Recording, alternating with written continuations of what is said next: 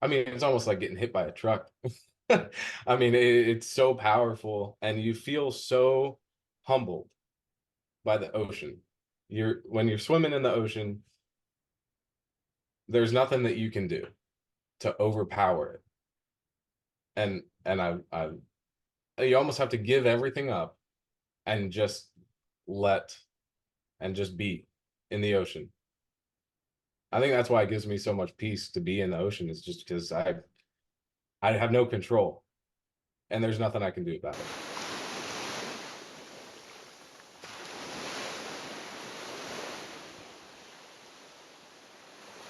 Hello and welcome to Speaking from Water, episode 42, the only podcast on the internet that brings you water legends, from water photographers to big wave surfers to lifeguard legends. And today we have a legend out of the Outer Banks. He is a young buck. He is doing amazing things, and the Outer Banks has never been so beautiful in my eyes. Mike Leech, thank you so much for joining us on Speaking from Water. Thanks for having me, man. I'm excited. Yeah, dude. So how are you doing today? Doing well. Got up early, went to the gym, feeling good. Have you had a look at the ocean? I have not. I have Surfline up here right now, and it's looking small and onshore. So So there's not much. a good day for a podcast. That's for sure. Yeah, yeah. Looks like we got some waves coming up on Thursday, so excited about that. Sick. But it looks like your winter has been amazing. Yeah, it's been all right. There have been a few swells to kind of, remember, definitely, but it's been kind of here and there. I feel like New Jersey has gotten most of the best surf. But still, I mean, I think the Outer Banks is more consistent than Jersey. People may come at me for that, but I don't know. That's just my opinion. But yeah, we've had a couple good swells. One last weekend, which I was away for. I was actually in your neck of the woods. I was in Wilmington. Um, but yeah, I didn't shoot that one, but one a week before that. That was pretty good down south in Hatteras. So pretty pretty good. Nice. So Hatteras has been the spot for the sandbars. Yeah, definitely. I feel like maybe in town, like Nags Head area is a little bit more like rippable, but definitely down Hatteras Way, Avon Way has been a little bit more heavy, and a lot more of the pros are out, doing their thing, pulling into some psycho square tubes. So that's where I'm at. That's where I go. So sick. So for those that don't know much about the Outer Banks, can you explain the setup and the topography and the uniqueness of the land Yeah, and so water? yeah, for sure. So, starting from the northernmost part, you have kind of Virginia Beach and Sandbridge and up there.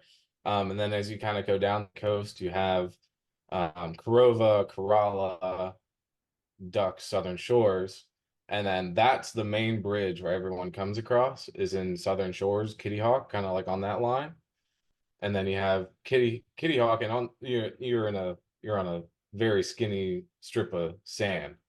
So as you come down, you hit Kitty Hawk, Kill Devil Hills, Nag's Head, and then you go across the what now it's the Mark Bass Knight Bridge, but everyone still calls it the Bonner Bridge, um, down to Pea Island, and that's the National Seashore. That's Cape Hatteras National Seashore. And as you keep going down there, and I mean that's like 80 miles of just beach and small towns. Um, and as you go down, then you hit like Frisco, Hatteras, and then you can take a ferry over to Ocracoke. Um, and like I said, I mean that's 80 miles from Pea Island um to Ocracoke. And I think from including Corova is like 100 and don't quote me on it, but I think it's like 105 miles or something of just beach and waves. So, I mean, we have lots of opportunities to kind of score and have to find good surf anywhere along that, and an empty peak too. So another thing is also it's very close to the continental shelf, which is a big deal for people that might not know about the ocean bottom here on the East Coast. The waves that do hit you they didn't have a lot of the bottom to get destroyed by. Say down here in Wrightsville Beach, where I am, we have maybe 100 miles between us and the shelf, which allows the wave to get a lot smaller by the time it reaches our beach. Where you are, it's very close as far as the shelf is, so the wave is still intact when it reaches your shore. Thus, the wave is way heavier. Can you speak to the heaviness of the surf in the Outer Banks? Yeah, there have been a couple times where I'm like shooting in the water or something, and it's just crazy heavy. Like it breaks below sea level. Like I have a picture, and I can send it to you, but I'm on the beach. I'm kind of elevated a little bit on the dune, and I'm shooting down, and you can see just the water coming down and then being sucked up and over. Like it is so heavy in certain spots. Um, and I believe the shelf is a little bit um is closer to Hatteras than it is in town here in Nags Head, because we have weaker surf up here in town. That's why everybody goes down south, is to find the heavier stuff. So it does get pretty heavy, very, very heavy. Not all the time, but there are some times where, I have not swam because it's so heavy. But yeah, it gets Yeah, pretty so heavy. it's very slabby and thick, Mhm. much like you would find a slab wave that hits a rock. And the the nature of such is you have amazing barrels that you don't really find um, anywhere else on the East Coast. When you're out shooting, what are you seeing with these barrels? Very square. Like I said, like it doesn't just kind of crumble, but it will come out, and the lip will come out and then come down and almost fold on itself. Um, I mean, that's not everywhere. Like it depends on the sand. There's a lot of things that kind of go into making those conditions, but it's very common down south in Hatteras and Pea Island and stuff like that. So yeah, I mean, again, it gets so heavy, and that's what makes it so fun, to be honest. Because I mean, I've always been the kid of I've vacationing to the beach. I grew up in Maryland, so we didn't, family didn't live on the beach then. So I was always the kid of, oh, I'll just kind of lay down in the crashing waves and just let it tumble me. And that's what I still do, and I love it. When I'm shooting, like I love to just I mean it's so backwards, but it's so heavy, and I love to just get tumbled, and it's so fun. Yeah, the ocean gives that joy, the emotion of it. Now, Mhm. being from Maryland, tell us a little bit about you growing up in Maryland and what that was like, and set us up in your early years. Yeah, so I was homeschooled from the first grade on. And yes, I had friends. I had a lot of friends. Um, and I went to a homeschool co-op. Like we were under an umbrella, and we would all of the kids in our area would go to this co-op. It was at a local church, and that's actually where I learned to photography and stuff like that, is where I took a photography course there. Actually, my friend's mom was teaching it, and my mom actually, it was no question. She was like, "You're taking photography," and I was kind of dreading it. I didn't want to, and I cut off fodder on that. But after taking that, like I definitely grew, and it just became a part of me from then on. So yeah, not growing up on a beach, like it was. Now that we do live on the beach, it's kind of like what did we do? Not living on a strip of sand or by the ocean. Um, but yeah, it was a lot of finding public pools and swimming there and jumping on the trampoline and trying to find stuff to occupy time. So, were you on a swim team? No, I wasn't. I just love to swim around. And just in the summer, it's got to get out somehow. So So, I believe it was Ellicott City you were raised in, right? yeah, about 30 minutes west of Baltimore. And what was the age that you discovered the camera and the photo class that you didn't want to take? Yeah, that was 11, 12, 11 or 12, I think. Maybe further, maybe 14, 15. I'm thinking, yeah, 14, 15. And was it film or digital? It was both. It was both. It was mainly just kind of teaching us the ropes of like, you have your aperture and shutter speed and ISO and stuff like that. And then we went into telephoto stuff. And then once we kind of had the baseline of that and learned how to shoot in manual, then we had film cameras that, you know, she was like, oh, let's, go out and shoot some wildlife and try to get some telephoto images and try to get some macro images. So it was kind of like that, like different assignments like that. But the film was really, really fun. I've actually just started recently shooting film again, and it's super fun. Cool. And when was in this process where your mind switched from I don't like this to wow, I love this?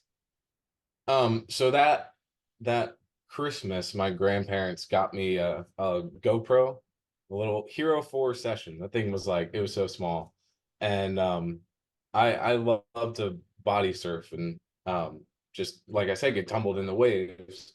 So the summer after that, my family, we all kind of went down here, vacation down here, because we've been doing that for 22 years prior to moving. And you know, I went body surfing. I was like, oh, I'll take my GoPro out. Let's see what happens, see what it looks like. And I got this picture of this wave, and I was like, oh, this is so cool. I'm gonna go out and try it again. And that's what I did. And then it just kind of grew from there. And I really started enjoying capturing waves and stuff like that. Things So that people don't normally see, I think is super cool. incredible.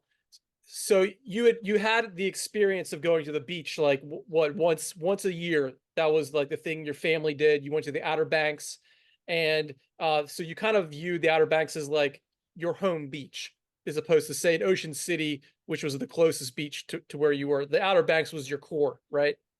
Oh, for sure, definitely. Yeah, we would go to Ocean City for like a day or something, you know, a short amount of time, or if we had friends that were going, we'd go down. Um, and but yeah, that the Outer Banks is just there's something about it. And if you've never been here, you gotta come because it's something about it. It's just kind of magical. I don't know.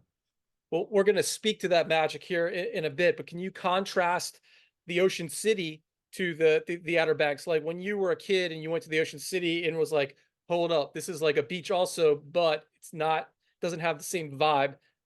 Speak to the vibe. Yeah. So Ocean City, it's a city on the beach. Like there are high rises, hotels that are 20, 25 stories, and it's just a city on the beach. And it felt dirty. Like there was trash on the beach. Like it was just so dirty and gross. But it was the beach and it was the closest one to us. So we would go there. But contrasting to the Outer Banks, there's an ordinance where you can't build higher than 5 stories, 6 stories across the whole 105 miles. You can't build higher than that. And we have hotels and stuff around here, which is, you know, it is what it is. But it's not, you don't feel so claustrophobic. You don't feel trapped in like you do at Ocean City, where it's kind of like, oh my gosh, there's so many people. And yes, there are a lot of people here, but like high rises that are super tall and you just feel like very, very trapped. But here it's kind of like open and you can breathe a little bit, and it's it's nice. You can relax more here, I think. So your family decides to make the big move. What was the background behind that decision? It's such a big decision for a family with kids in Maryland, especially. Full disclosure, I'm from Bethesda, Maryland. I think I told you that in the notes, so I understand the value of the Outer Banks. I too went to the Outer Banks when I was a kid once a year, and it was like a utopia. It was like, how can I get back to this place fast Mm. enough? Leaving was always sad. I would wake up early in the morning every day we were there, just soak it as much up as possible. So I really get what you're saying, but my family never left DC or the region. Tell us what made your parents pick up and move, and were you stoked? Um, Initially I wasn't stoked. Um, but like I said, we vacationed down here, and my sister actually took a surf lesson from Farm Dog Surf School, which isn't a surf school anymore. Um, but she asked the owner, how hard is it to get a job here? And he was like, not hard. Do you want one? And that was kind of like, oh, okay, we can let's move down for a summer and kind of figure it out. And that's how I learned to do photography. Well, I took the class, but then I really started making it my own that summer. I think that was 2017, 16 or 17. And I did these GoPro sessions for them for their surf lessons. Um, and we really loved it. It was almost like a trial run, but we knew we already loved it here. And like you said, it was a question of how fast can I get back there? It was always sad leaving, um and stuff like that. And um going back from that summer to Maryland, we really just missed it, and we were like, that's home. We feel God pulling us there. So we picked up and left, and we moved down here. And it wasn't that easy, just pick up and leave. It was never that easy. My dad still worked in Maryland and would travel back on the weekends, so it was a big sacrifice, for him, because he would drive back and forth. um And what did but he do? he works for the Navy, in DC. So, now with COVID and all, like that whole thing, like he works from home now, so it's like it's super super easy now because he's home with us. Um but yeah, it was kind of like it was definitely a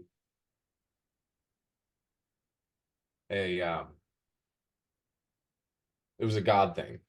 We definitely felt God pulling us here for a reason we didn't know, but we knew we always loved the beach. So that's why, we kind of picked up and left, and we were like, you know what, we're gonna trust, and it'll all work out. It'll be fine. So we came down here, and it's fine. It's great.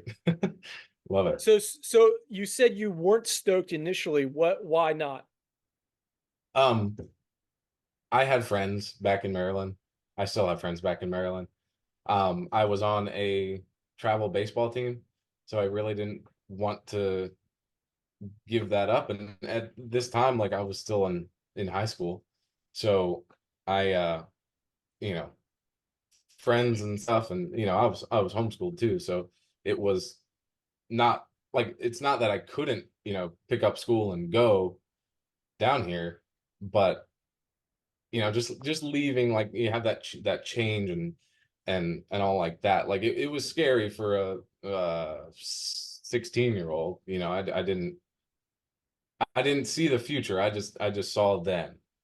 And I was like, oh, I'm leaving so much behind, grandparents and family and stuff, like that, like friends and things. But I didn't see the future of how God was going to use us down here. and how much better our life is going to be down here. And I understand you were a snowboarder also. I was, yeah. I that's the other thing. I really didn't. I don't like being hot. So snowboarding was super fun for me. I'd go to Liberty Mountain in Pennsylvania, snowboard a lot, and Liberty University at their Snowflex Center. Um, and yeah, I love to snowboard.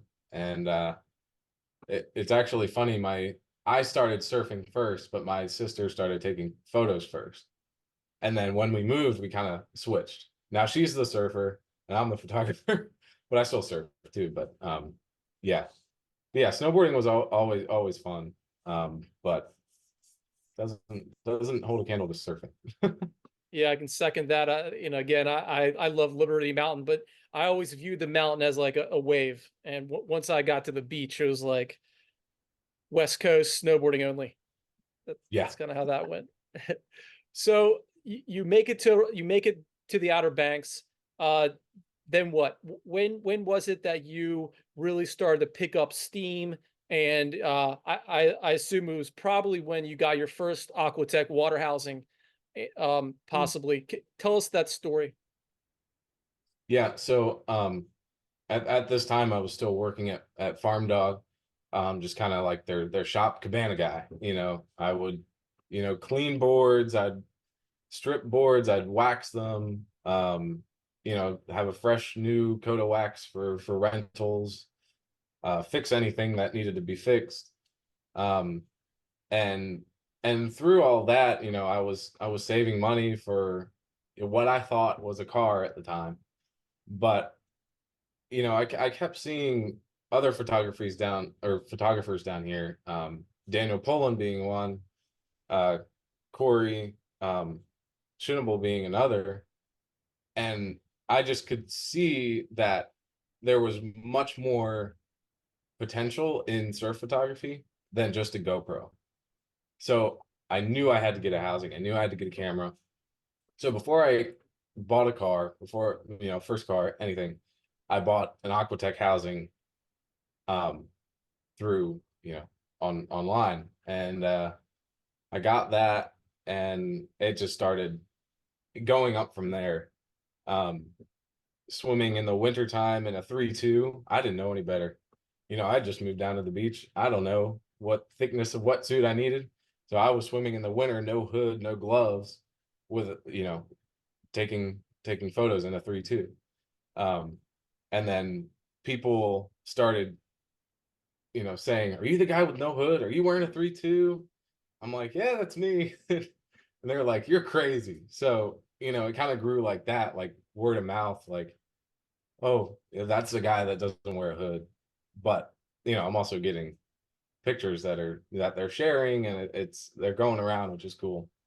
But after I I started working at the Surf and Spoon the fall of 2018, and the Surf and Spoon is owned by Jesse Hines, a pro surfer. It kind of, along with Noah Snyder, kind of put the Outer Banks on the map.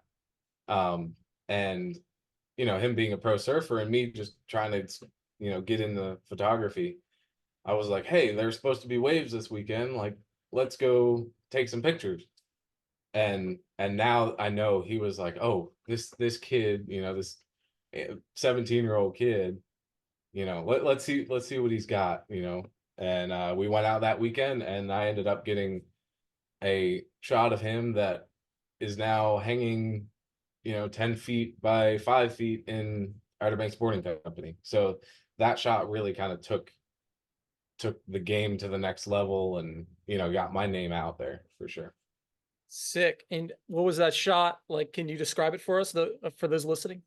Yeah, so it was a summer's day, and those of you that know, we don't get waves in the summer very often.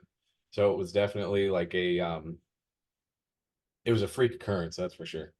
Um and we went out. I still remember where it was. It was First Street in Killella Hills. And we went out, and it was the last wave of the day, and it kind of came in and like out of nowhere, and it started breaking super heavy, and he got on it, and I was kind of up on the shoulder, kind of looking down in a way, to this green barrel with Jesse just locked in. Um, and I mean, super bright green. He had the houses in the left part of the photo, and um, it was just super pretty. It was, oh man, I still, it's one of my favorite shots, like still to this day. And yeah, it was just, it was awesome. I was using a 50 millimeter on a Canon on a crop sensor, so it ended up being around an 80, 85 millimeter. So, you know, you really got all the details of his face, and the water drops through the lip, um and again, the colors of that day was just, it was unreal. The green was just so bright. It was awesome. Super, super cool. So it had a kind of a telephoto effect to it as opposed to a wide angle fisheye barrel shot. It was kind of zoomed in. Yeah. Yeah, What in a way, but I was also close enough where it almost could be, oh, it almost could be like a fisheye, almost like it was, I was in the same spot as you would usually shoot a fisheye shot, like in the barrel, but I was using an 85, and it was kind of, it was almost a close up. It was super cool. It was Love super, it. super. Now, when you were first starting there, was that the lens setup was that your go-to, or were you experimenting a lot with different setups? Yeah, so I, that was my go-to, the 85. And then I kind of, it kind of evolved to be, you know, I got a, sorry, my alarm's going off. It kind of evolved to into a 24 millimeter. But those were the two that I would use the most, was a 24 and a 85. It kind of give me like a wider shot and, you know, more telephoto. But now, I mean, it's evolved. We got many lens ports for many lenses, so. Beautiful. And how do you decide your setup today as far as when you approach the beach? Well, let's just start. You have beautiful landscapes. So when do you decide to go into the water versus shoot on land? Because I know from experience in the Outer Banks, a lot of times the ocean is so rough that you almost want to shoot land because you're going to get more content. What's the process that you go through when you approach the beach? Yeah, I mean, exactly like you said, you get more shots on land. I mean, that's just how it is. You're just in the spot for all the waves, and you just get more shots on land. But if the conditions allow, if there's not too much current, if it's not, well, I don't want to say too heavy because I love the heavy days, but if it's not like, oh my gosh, I'm gonna die out there, you know, if it looks mellow enough, then you know I'll go in the water. But yeah, there's a lot, like in my head, I look at the ocean and I think, okay, what's going to give me the most percentage of shots? You know, percentage of usable shots. Um, and usually if nobody's swimming, I'm going to go swim. Either, you know, whether or not I'm going to get, you know, a lot of shots or not. Um, I just, in my head, I'm like, okay, let's, nobody else is swimming, so I'm going to go swim. You know, those shots are going to stand out way more on that day than one from the land. Um, so that, I mean, that's kind of like my process is how many, and then also the lens choice. You know, if I'm swimming, okay, is the 16 millimeter going to give me more shots, or the 24 to 70 going to get me more shots? And then I go back and forth there, and I say, okay, well, the current's kind of pulling hard, so I need something. If I find myself out of position, then I can zoom into 70, or 24 to 105. I can zoom into 105 and get that shot. Or if the current's not too bad and I can stay in the right zone, then I'm gonna go with a 16 mil, you know, so I can get up close and you know, wide on those on those waves. Do you find that sometimes the lens that gives you the least amount of great shots might give you the best one shot. Yeah, yeah, definitely. And what Again, lens is that? definitely anything wide, I think. Um, yeah, anything wide like a 16 millimeter or anything like that. That's why I love the 24 to 105 so much in the water, is because, you know, a 24 is fairly wide. I mean, it's wider than what your eye sees. Um, so if I find myself in that zone, I can zoom out to 24 and get that wide shot. But also if I find myself out of the zone, I can zoom in and still get that shot down the beach. So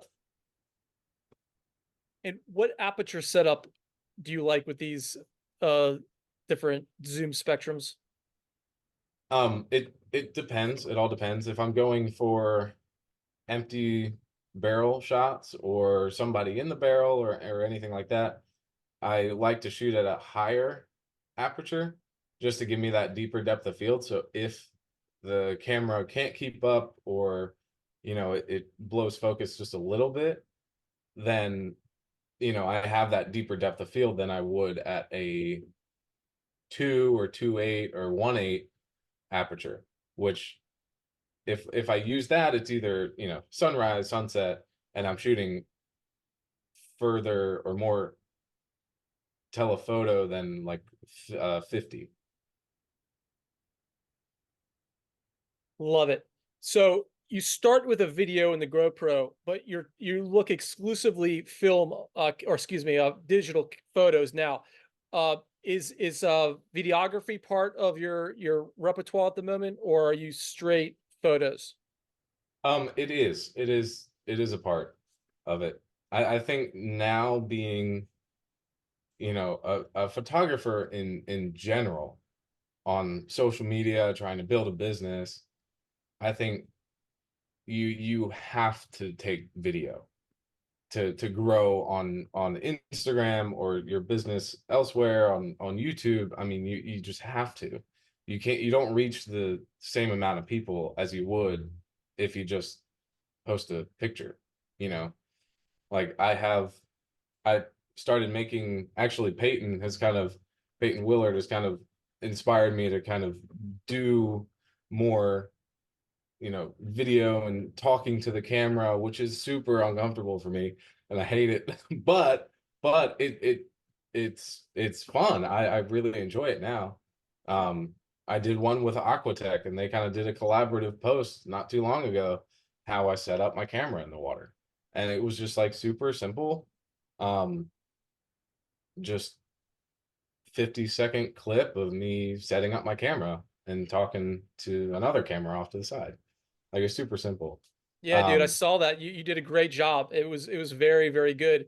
Now you say that that was uncomfortable for you. Speak to that uncomfortableness, because I know a lot of people out there, that's like the largest barrier for them stepping into the arena is their own personal self.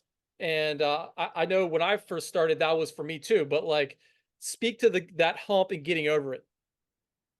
yeah, I never really got over it. It was just kind of like I had to force myself to do it because I knew that, you know, if I want to grow myself and my business, I need to do this. So it wasn't, I just kind of sucked it up and I did it.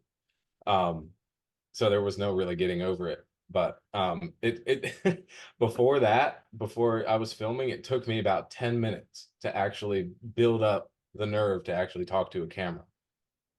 I mean, it's it's funny. It's just funny.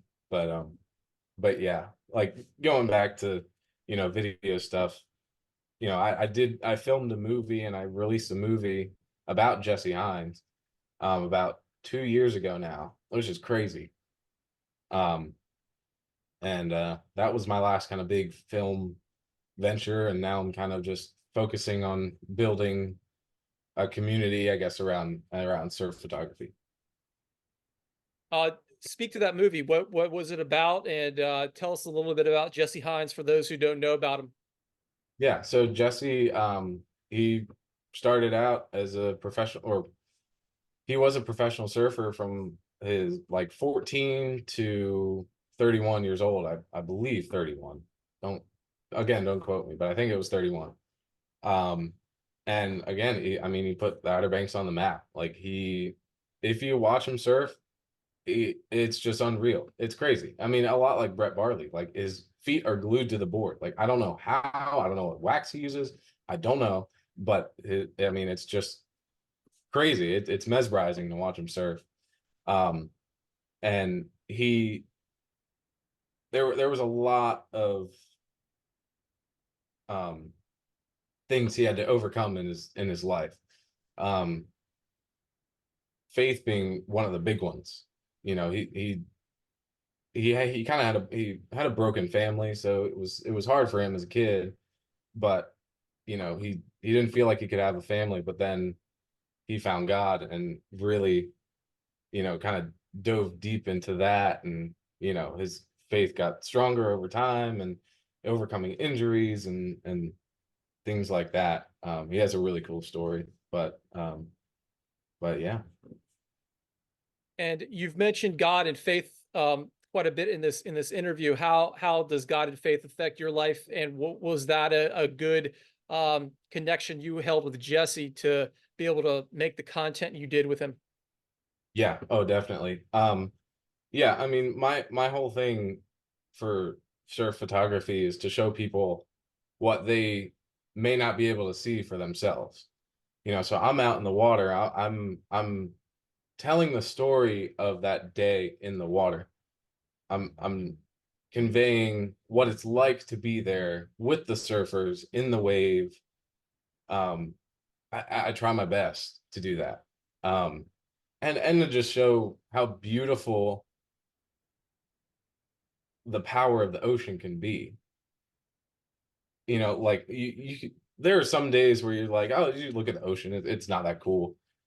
But step into it. You know, if it's warm, you know, go in, but put a wetsuit on if it's cold, and go in. You can feel the power of the ocean, even if it's a 1 foot day. You can feel that, and to show people that power and that beauty that God has created for us to, you know, just it's amazing. You know, I love to just show people what it's like. That's beautiful. And what what happens, or what do you think people that are landlocked or don't understand the power of the ocean? How can you deliver this message to them? It's a good question. um, it's definitely something that you have to experience once in your life at least. Um, but I mean, that's exactly why I do it, to kind of help them understand, you know, what it's like to be in the water. Um, I mean, it's almost like getting hit by a truck. I mean, it's so powerful, and you feel so humbled by the ocean. When you're swimming in the ocean, there's nothing that you can do to overpower it. And you almost have to give everything up and just let and just be in the ocean. I think that's why it gives me so much peace to be in the ocean, is just because I have no control and there's nothing I can do about it. So I don't know if that answered your question. Awesome. But yeah. Mike, the soundbite alone was epic. So well done. Now, to that point, do the do the people who don't know about the ocean, like does everybody, I believe they do, does everybody out there who doesn't even know yet about the ocean um have it in them that they love it?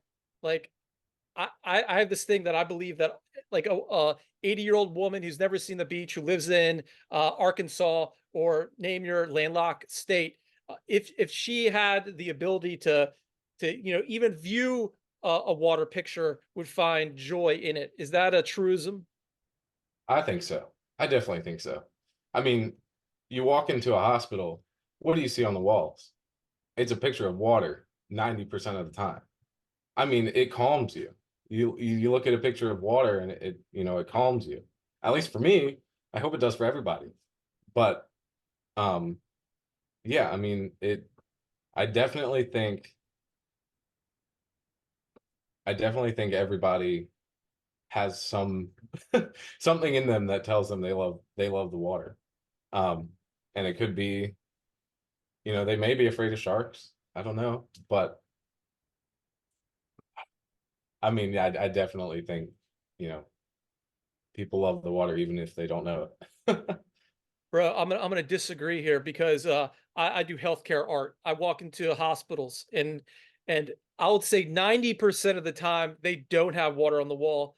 And my job, I believe, and your job is to enlighten them to the fact that they need water on the wall. Uh, Maybe they do in the Outer Banks, but like every hospital in America, I believe, needs nothing but water because water is the most powerful substance to heal when you're sick. You know this, and Yeah. and I believe it's our job as ambassadors of the substance to deliver it. But we're talking business now. What is the nature of your business currently, and how do you present your business, and how do you achieve revenue streams? And we'll go on to marketing from there. Yeah, a lot of it is, you know, weddings, doing family photos. People come on vacation down here and they want family photos. Like it's just something that they want. So that's a big thing down here. Um, and I do a lot of videos for different places. I do a lot for my church. Um, so it's just kind of finding like odds and ends, to be honest. But the big things is weddings and family photos. I mean, that's a huge market and a huge business down here. Do you find that a lot of people want to get in the water and utilize your water expertise with the family? Not all the time, but there have been a handful of families that say, "Oh, can you be in the water with us and, capture the time at the beach that, the fun that we're having in the water?" And, when they ask that, I'm like, "Oh, yes," because then I'm in the water too, and that we just have a great time in the ocean. But um, yeah, there have been a handful of times where that's happened for sure. So the water photography is more of a passion, non revenue stream, whereas like the portraits are more of like the business. Is that how I see it? Definitely. Now I still do make money off of these photos, selling prints, um, through Surfline, through any publishing, um, companies. Um, but yeah, the main business is the family photos and weddings and portraits. And how do you view the that world of surf photography today as far as business goes? Um, Contrasting to the previous decade where the magazine was premium and today it's not. Um, well, just that, like the magazines, like you don't have a lot of magazines now, and you would have, a bunch of photographers shooting for one magazine, and then that would make, jobs for those photographers. Um, and a lot of it is now social media. Um, and again, if you don't take videos, you're not, really gonna boost yourself up there with the big dogs. Um, I mean, there are people like Clark Little and Zach Noyle that, of course, they make a living off of that. But what they don't share or not really share are other shoots that they do. They have a lot of followers. They're out there. They have galleries and places like that people can see their work. And then from that kind of trickles down to, oh, hey, Zach, my friend's getting married this time. Would you want to, or Mike, would you want to shoot their wedding? So, and they may not share that. Um, but definitely, like, yeah, it's a passion for sure to do the water photography, surf photography. Um, but yeah, I mean, there are other streams of revenue. And how do you view the social media space today? Um, it's alive and well, that's for sure. It's hard to, again for me, like going back to doing taking videos of myself, like you have to put yourself out there. You have to, um, you know, if somebody wants to book a photographer, are they going to book, yeah, everybody, I believe everybody can take a photo, right? But they say, oh, this guy's funny on social media.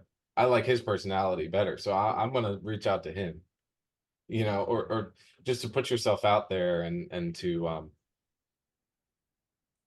just create that connection with people. I think is super important. And I mean, also sharing photos and sharing your favorite shots, as well. And um, yeah, I don't know if that answered your question, but Yeah, let me follow up.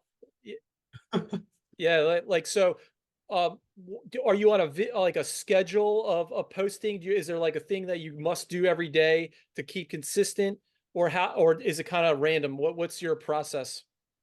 it is kind of random. A lot of it is around swells, or um, a lot of it's around swells, in the ocean. But I don't really keep myself to a schedule.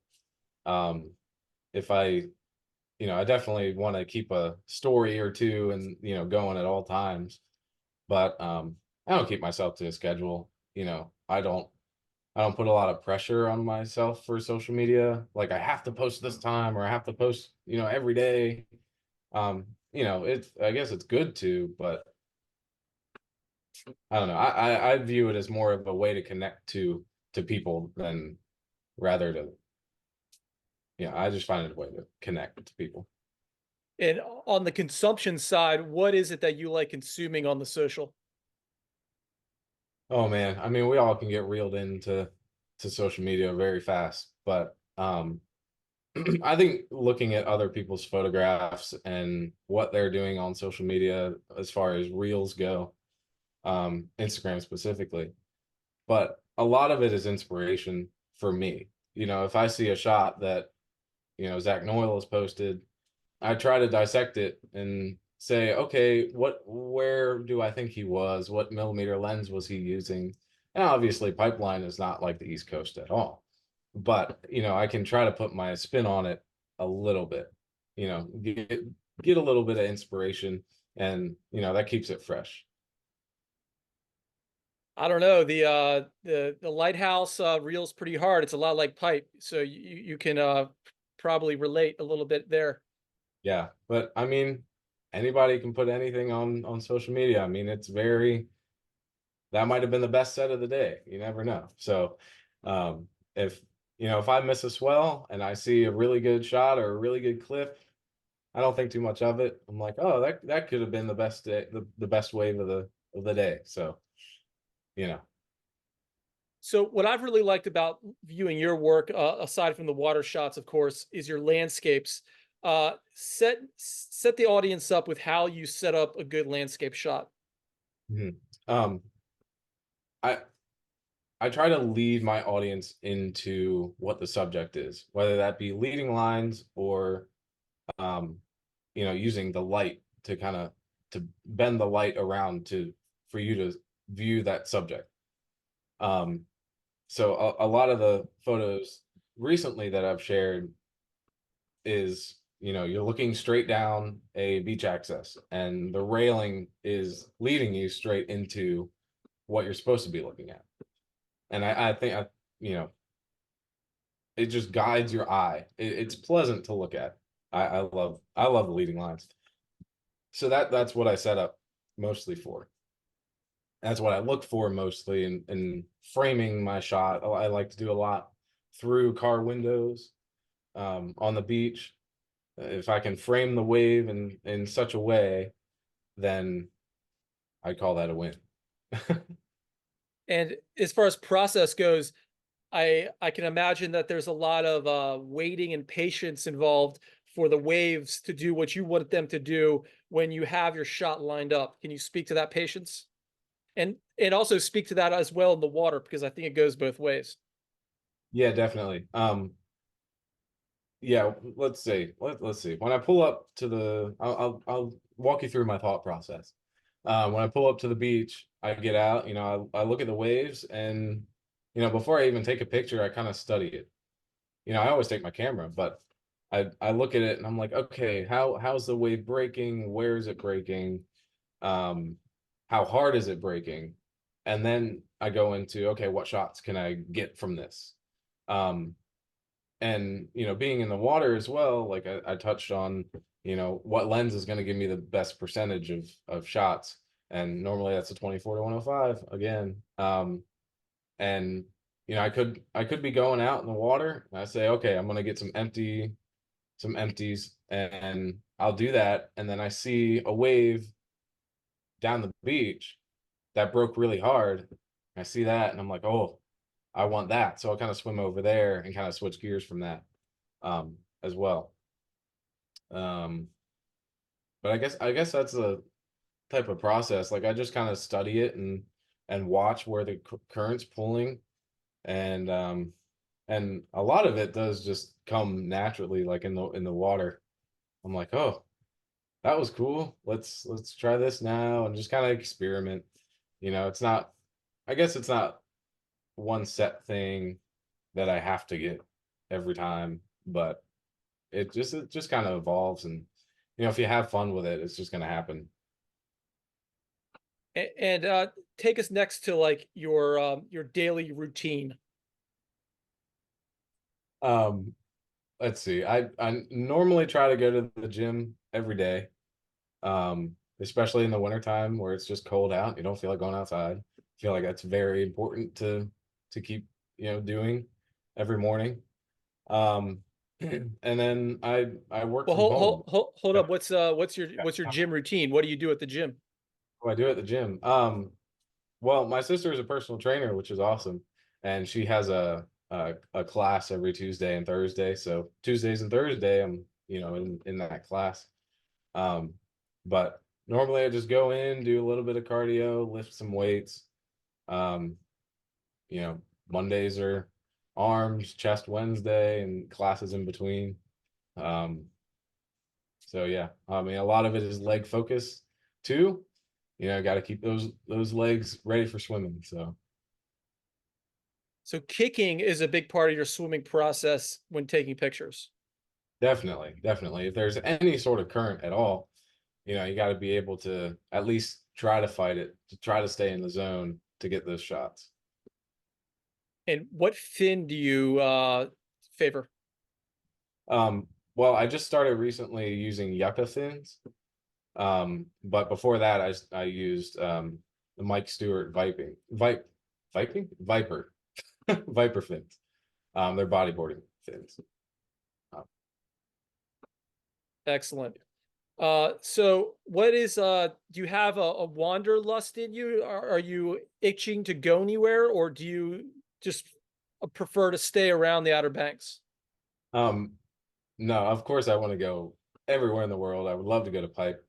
But my family and I and some friends are actually going to Costa Rica in March, so we're very stoked for that. A little photography, surf, vacation trip. So yeah, they're definitely places that I would like to go.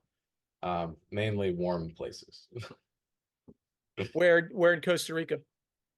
Santa Teresa on the West Coast. Sick. There, So is that a good time of year to go there? yeah, it's just into their dry season, so not a lot of rain, all waves, and we eat a lot, and it's great. I love it. It's so fun. This is the second year going. We went last year. We're going again this year, so very psyched. Oh, so you're familiar with the spot. What is it like? It's a beach break. I mean, there are some point breaks around, but it's very mellow, very rippable. Um, some days it kind of reminds me of home, but like 100% more consistent. It's just waves every day. You wake up, it's glassy, it's head high, and then it kind of goes up onshore a little bit in the afternoon, but it's still like insanely rippable. It's so much fun. And are you focusing on your own surfing or photography when you go? Well, of course, I'm taking all my camera gear. Like I can't go anywhere and not take it. But last year we went. I felt my surfing skill go from like a 2 to 5 or 6. Like it was so consistent, or I could really focus on turns and things. But I mean, it's a beautiful place. I got to take pictures. So it's mainly surfing, I'd say, but I want to surf more this trip, but also I got to take some pictures. Sick. So do you have that kind of competitive mindset in your own self that like when you show up to the beach that you want to surf as opposed to take photos, or is it like pure photos? That's definitely a battle that I have, especially when the water's warm. I'm like, oh, do I surf? Do I shoot? But I think it really depends on the day. If it's really really good, if it's heavy, if it's barreling, and the conditions just line up perfectly. Not even perfectly. I mean, if it's barreling at all, like I'm shooting in the water, um, or shooting a little bit. But I usually try to take a board as well, just in case I want to surf. Um, but normally it's all shooting, and then if there's time, I'll go grab a couple waves for myself. Yeah. So like the Outer Banks, again, back to the heaviness of the pitch of the lip of how it goes so square. Uh, On the social media, we see everyone making the wave. Speak to even the best pros, the consistency of them not making the wave. Well, I mean, they're pros. I mean, if you can surf the Outer Banks, you can surf anywhere, mostly everywhere. Um, it's just so heavy, and it breaks below sea level, a lot. So, uh, man, that's hard. I think they make majority of their waves, I think. But it's very, very, again, very kind of inconsistent on how that wave is going to break. In my mind, they're like snowflakes, not, you know, no two are alike. So, um, I'd say like 80% of the waves they make, I think, depending on the day and the conditions for sure. But, um, Well, I like what you just said there about the snowflakes and no two waves being the same. I also believe no two photos can be the same, no matter how much you want them to be. You can't get that Jesse Hines shot again ever. Just like you can't get that sunrise that happened this morning again ever. Speak to that concept in photography and how that's almost like rocket fuel to producing. oh, definitely. Especially the first few years that I have, shot in the water. I mean, if I miss it, it's gone forever. So that, I guess, anxiety that I had was kind of like, oh my gosh, I got to be out there all day, getting these shots. I can't miss it. If Jesse gets a good one or Brett gets a good one, it's gone. That's the only wave like that. Um, so I mean, it's definitely you know fuel in me to really produce, or just take as many photos as I can. And is that what keeps you in the water for long sessions when you want to get out, when your feet are super cold, when you can't feel your hands? Talk about that. Yeah, definitely. A couple weeks ago, I remember Jesse, or not Jesse, I'm sorry. Brett got just a stand up tube. Like he was just in there for a few seconds, and he was standing straight up tall. And of course, I was out of the zone. Like I couldn't have, gotten there if I tried for that one. Um, so I stayed in the water for as long as I could, just waiting for that wave to come in again, and it never came. So, I mean, I think it's very, no two waves are alike. You gotta get it while it's there, and if you don't, you miss it. You mentioned Brett Barley there. A lot of people on this call might not know who Brett Barley is. Speak to him and his importance, just like Jesse's importance to the Outer Banks. Yeah, he's um a young guy. I don't know exactly how old he is, but he's married. Like he's sponsored by O'Neill, Real Water Sports. He does a lot. He does a lot. He travels a lot to different places to surf. I mean, that's what he does for a living. So um, he's super good, really, really good. Again, a lot like Jesse. Like he just looks like he's glued to that board. Um, and yeah, he's pro surfer, good guy. And it sounds like you have a hotline to where everything's happening with these guys. Who else is on that hotline list?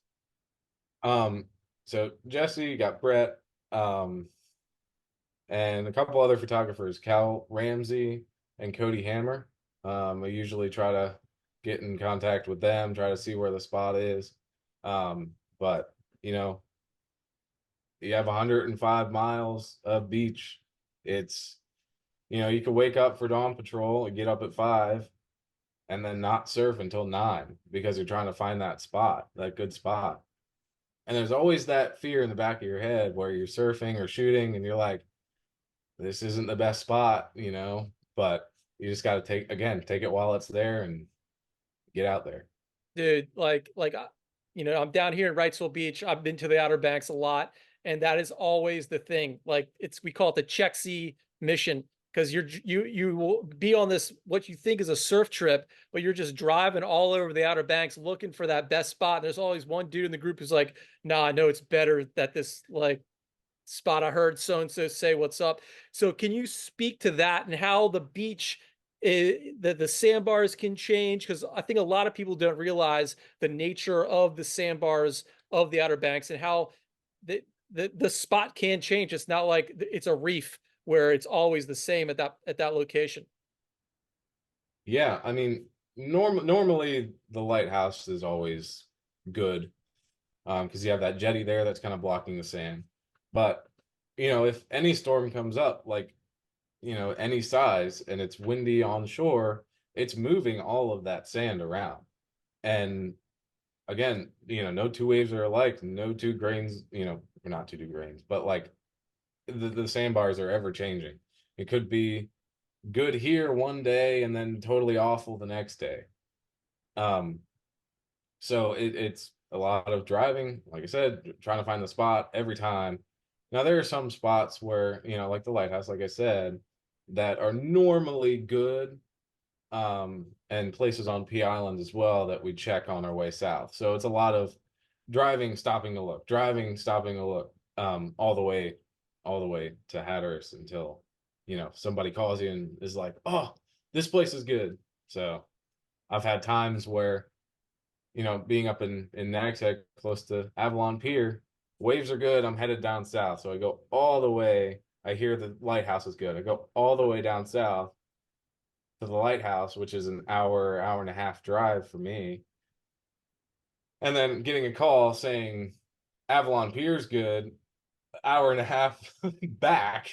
So I'm like, okay, I got to leave there. I go back up there, and it turns out okay, but it's just kind of annoying sometimes. No, it's a good problem. Yeah. So I wanted you to bring us to the best day that pops in your mind that you've ever seen in the Outer Banks. Oh yeah. It just boom pops right into my mind. I know it. Know the date too, September 17th, 2022. I remember it. It was so good. It was the biggest and most consistent day I've ever seen. Like they're like good big days, right? But this was just wave after wave after wave. It was just so consistently big and beautiful. It was amazing. The watercolor was green. Um, it was like double, triple overhead, and it was amazing. Um, but anyway, it was like dawn patrol, get up, find the spot, and at this time it's 7 o'clock or 8 or whatever. And at this time I was working at the Surf and Spoon, Jesse's place, and of course Jesse was out there too, and it was big, it was beautiful, best I've seen it. Um, and I had to work at 10 o'clock. So I was like, okay, let's shoot as much as we can.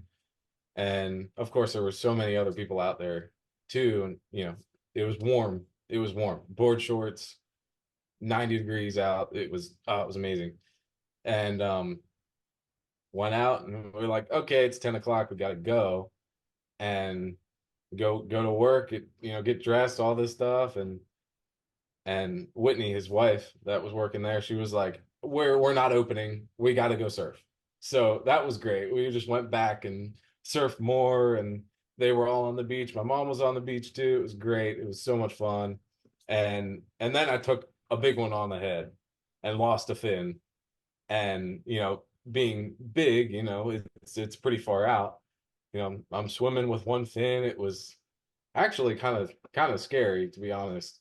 Um, especially watching on the beach, my mom was terrified. She was like, "Oh, I see he's not, not swimming very, very strong, and being with one fin, I had half the power." So, um, ended up getting, uh, I drifted into a rip current and got taken out real far. And thank God Jesse was out there, and he kind of helped me get back in and found the fin and went straight back out there. It was so much fun. You found the fin. Yeah, I found it. Wow. It Yeah. floated. Yeah, yeah. A surfer was walking up. He was like, "Is this your fin?" I'm like, "Yeah." That's Sick. crazy. I thought it was gone. I thought it was So gone. what beach was that? That was South Nags Head. So it was like right before um the Bonner Bridge, or the Bass Night Bridge now. So So you you yeah, you you spoke about the color of the water that day. Is that some of the best water that you've seen also in conjunction with the waves? I think so. Yeah, Can you yeah. hone in on that and describe that water a little bit more for us? It looked like it was tropical. It was tropical. It was not only clear, but so blue. And the green tones when the sun shined through it was just, oh, it was so good. Like that plant behind me there. It was like that green with the sun shining through. And just the blues. It was a clear day. It was just bright, sunny. Everyone was having a good time. It was just so much fun. So the Outer Banks are known for their they call chocolate barrels. Is that the predominant color of the water in the Outer Banks, or does the green pop up every so? Yeah, it's normally pretty murky, pretty chocolatey. Um, but in that September to October, you know, I mean, even August to September, October is pretty clear. It's pretty green. Um, and I don't put a wetsuit on until maybe beginning of November, mid-November. So it's pretty warm too. Um, so yeah, I mean it's mostly chocolatey and kind of murky, but again, it's special with I mean, that's why I remember it. Like it was so special, having the waves like that, and the color like that, and it's so clear. It was amazing. Yeah, so like a lot of people might be listening who don't know anything about the Outer Banks. A lot listen from Australia. This Outer Banks again is so special for all these reasons, and like you said, it's so warm for so many months, and then it gets so frigidly cold this time of year. Um, how magic is that? It makes you appreciate the warmer days even more, because usually like we get the waves when it's pretty frigid, pretty cold. Um, and then when we get them when it's warm, it's just everyone's out there, everyone's happy, everyone's having a good time. It's just so special. And in that moment, my mind switches from like, oh, these pictures for Surfline or pictures for people, to I'm just out there having fun with friends, just swimming around, having a good time, being in the ocean. Um, and there are a lot of those days, but that one in particular stands out for sure in the warmer days, definitely. Yeah, and hurricane season is in that same bracket of time. Um, the hurricanes have been slim and for a long time, but it seems like with the way the Earth is going, that I'm looking at S turns particularly, and how they're having to move the houses back and forth, or excuse me, just back. Speak to how that is affecting the Outer Banks as far as the water coming up, the water sea level rise. Yeah, I mean, it's always been a problem, I think, but more recently, like it's been more of a problem. Um, we all have really great memories at S turns, and having that road being washed out and it being almost gone, it's sad. Um, but I mean, we just have to take care of the our home, just picking up trash if you see it on the beach. Like that's the first step. So, um, yeah, like I said, like we all have memories there, and it's sad, but you know, So when you're going south, what is happening right now? Is it at high tide? Is it passable? yeah, it is passable. Um, well, they kind of built a bridge around it now. That kind of bypasses like some of P Island and some of Verdanthe and S turns included. Um, but on the bigger days, those nor'easter days, when it's 10, 12 feet and blowing hard on shore, and that tide rises quite a bit, that usually washes out, as well as North Buxton too, down further south. Um, I've been saying for a long time that's going to be a new inlet there, because I'm sure that's just going to wash all the way through and be a new inlet. So we'll see what happens there. So what are the future goals for Mike Leach? Oh, well, future goals, like of course I want to do as much work as possible, and just enjoy life as much as possible. But I mean, there's some things that I have in mind that I definitely want to do. Um, very early. I'm just starting to think about them. So we'll see what happens, but there are definitely things that I want to do in the future. Can you share? I might have to kill you if I tell you. No. No, no, yeah. One being a photo book. I definitely want to, you know, make one of those, and I have friends that have done them, like Daniel Pullen. Um, and it's just always been something that like I definitely want to do and pursue. And then maybe see if there's time for another film, but we'll see. We'll see. Epic, epic. I think your photo book will do very well, and you'll achieve lots of sales. I hope you get it out before next summer. We'll see. We'll see. We'll see. I would love to. I would love to. So, uh, what is some advice you have to kids out there who are inspired by what you do, and what advice would you give them? Just start. Just start. That's what I did. You know, it if you learn the basics of your camera, the rest is up to you. Now there are certain rules that you have to follow. However, make it yours. Make it your art. Um, I think that's the biggest thing that I've got, is to just do it. Just start. Love it. And I want to expand on that because you're used a very key phrase word, art, and a lot of people out there that are kind of novice, don't really understand the process of photography, how it is an art. Speak to the nature of photography as art. Um, yeah, I mean it's how the photographer views the world. I mean, I say it's the ocean through my eyes, and it is. It's how I see the ocean. It's how I see the landscape. Um, and that's what I like to bring to the audience there.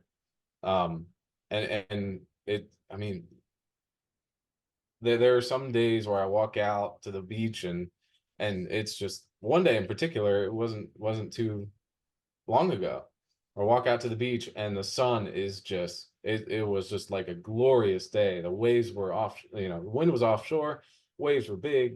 It was just, oh, it was amazing. So for me, it was, I had to bring other people there with me, and the best way I knew how to do that was to take a photo and to tell that story of that day, and you know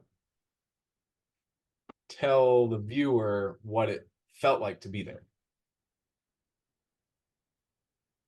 Epic. Mike, what's next for you today? Next for me today is to pack for Costa Rica. Very excited. uh, yeah, pack some boards up, and maybe do some editing, and maybe get some schoolwork done as well. But we'll see. Oh, so you're still in school. Yeah, I'm enrolled in the community college here, Awesome. What are you studying? business management. Well done. Yeah. And is it, what's the ultimate goal with your educational pursuit? Just to have that in my back pocket, I think that's a really good baseline to have, is just business management. Any business looking to hire, you see business management, on your um, application, you have that degree, and I think it's great to have, and future aspirations too for me. Um, have that knowledge, and um, I guess experience with the photography as well. I think it's good to have. So far in your studies, what's the number one takeaway? It's a good question. It's a good question. Um, I I love the marketing class. I like to, the marketing, and that was fun to do, is just to market myself, I guess, and um, learning marketing. I think learning that was fun. Good. Nice. Could you tell us like what about the marketing is the best It, part it of it? um I like to just to see what people react to, how to you know put a ad out, and seeing what the impression is of that. I think that was really interesting.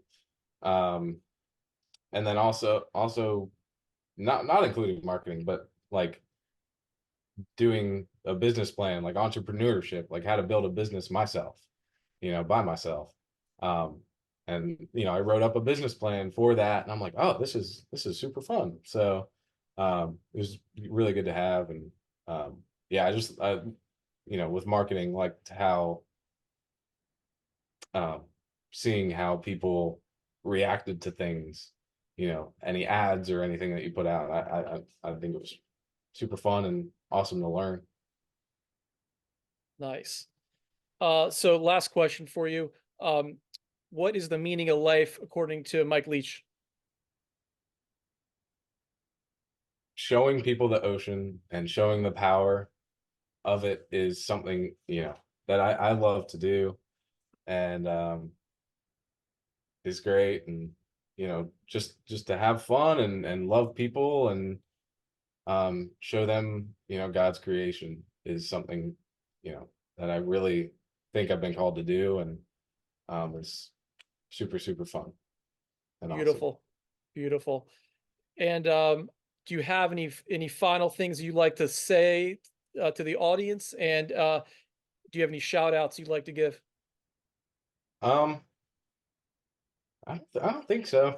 I think I'm good. I think I've said everything. um yeah, I mean, if you're looking, just to get started in photography, like I said, I mean, just start. I mean, this is your art. Make it yours. Make it, shoot what you like, and just have fun with it. Just have fun. And where can people find you? You can find me on Instagram at Mike Leach Photo. Um, and my website is mikeleachphotography.com. I have prints up there. Have some mugs and calendars still available as well for this year. Um, yeah. Sick, Mike. Thank you so much for joining us today. Of course, thank you. And that's episode 42, Speaking from Water with Mike Leech. So sick. Mike, thank you so much again. And don't forget to like, subscribe, and we'll see you next time. Peace. Thanks. Awesome, dude. So sick, man. Thanks, man. Crushed it. Yeah. I appreciate it. Hey, so I want to put together like a teaser reel. Can I use any of your photos in that teaser reel? Yeah, go for it. Go for it. Sick. Yeah. And do you have any words of advice for me as a host? Nothing, man. I mean, you were great. That All was right. awesome. Sick. Yeah, that was great. I would have never known you didn't have your notes in front of you. Would have Oh, never really? known.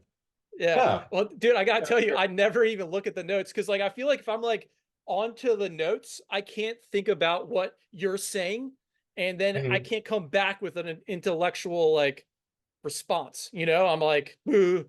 So Yeah. that's I think it worked out perfectly. Yeah, it was great. No, I'm the same way with like any interviews I do, like with film. Like Yeah. I have bullet points and things I want to cover, but yeah, I'm the same way. Like I can't respond at all. That's great. Yeah. Awesome. Yeah. And that was cool. You shouted out Peyton, because he was on the show last Tuesday. So that was sick. So you'd follow Peyton. Yeah, yeah, I followed him for a while. I met him when he was down here for a swell, I think, with Ryan Huckabee. He was filming him and um met him then down at the lighthouse and Sick. followed him from there, and he's crushing it. He's doing Yeah, good. you guys have similar stories, like similar age, similar going from one place to another. Like he was in Florida, now in Portugal. Yeah, that's crazy. Yeah. Yeah. What is he, 20, 21? Yeah. Yeah, 20 yeah, he's 21. That's And crazy. you're 22? I'm 22, yeah. Yeah. I'm Wow. 42. I would have never I thought you were 25. Respect, dude. Yeah, Yes. it's all my lap swimming. I attribute that to the laps.